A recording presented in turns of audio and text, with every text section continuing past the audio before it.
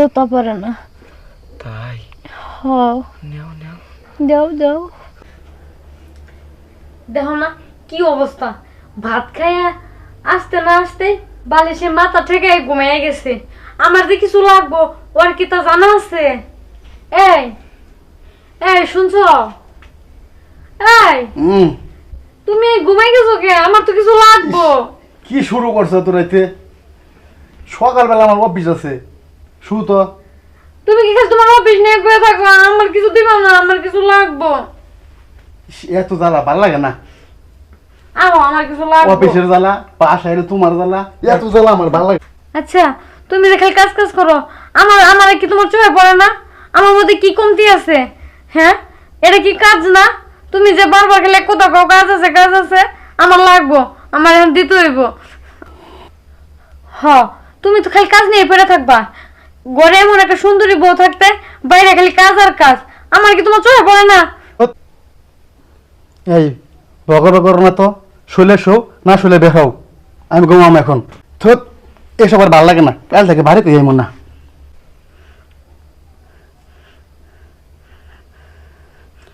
তুমি কি বাড়িতে আইবা না? আমি যাই গে, থাকো তোমার তোমার বাড়ি লইয়া তুমি।